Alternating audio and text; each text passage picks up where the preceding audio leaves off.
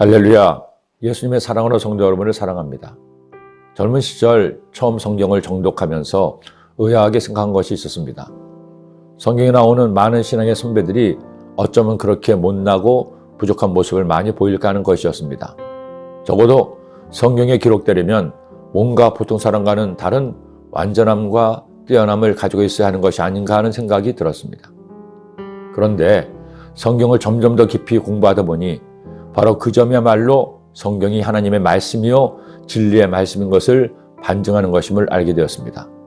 구약에서든 신약에서든 그 사람의 삶을 적나라하게 보여주므로 성경이 누구를 미화하거나 왜곡하지 않음을 알려줍니다. 아울러 그렇게 부족한 사람을 들어 쓰시고 새롭게 하신 하나님이 참 좋으신 하나님이심을 알게 된다는 겁니다. 그런 신앙의 선배들 가운데서도 저는 야곱을 좋아합니다. 제가 야곱을 좋아하는 이유는 그가 가장 인간적인 선배로 비춰졌기 때문이죠. 아브라함이나 이삭만 해도 단점보다는 장점이 더 많아 보입니다. 모세나 다니엘 같은 이들, 요셉 같은 분을 보십시오. 감히 따라가기 어려울 만큼 훌륭한 사람들입니다. 그런데 야곱은 정말 보통 사람 같습니다. 남을 잘 속이다가다 남에게 속아 넘어가기도 합니다. 연예계에 빠져서 14년을 허송세월하는가 하면 여자들에게 치여서 어쩔 줄 몰라 하기도 합니다.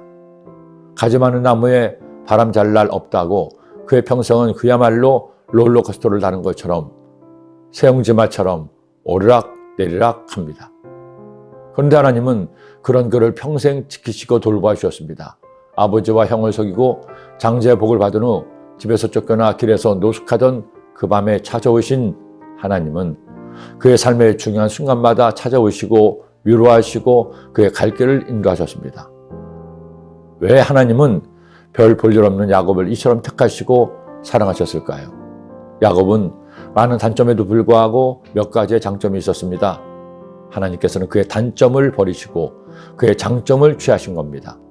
먼저는 야곱은 성실했습니다. 야곱이 이런저런 잘못은 했지만 그는 언제나 자신에게 주어진 일에 성실했습니다. 아버지 집에 있을 때 밖으로 돌아다니지 않고 집안일을 도우며 성실하게 일을 했습니다.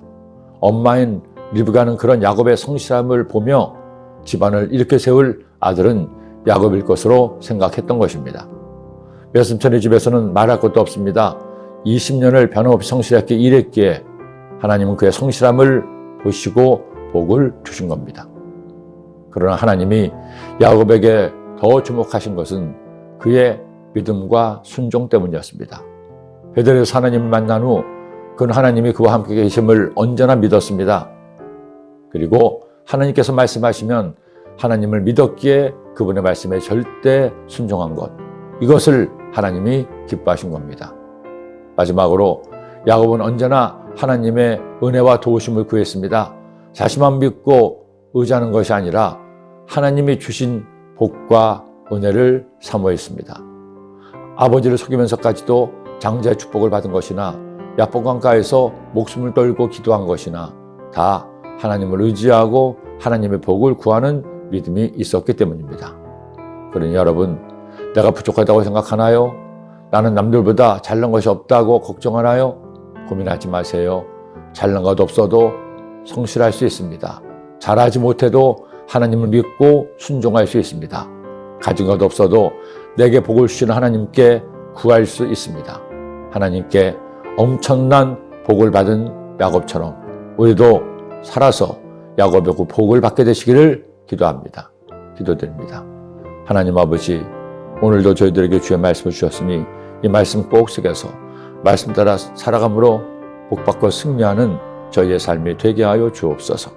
예수님의 이름으로 기도드립니다. 아멘.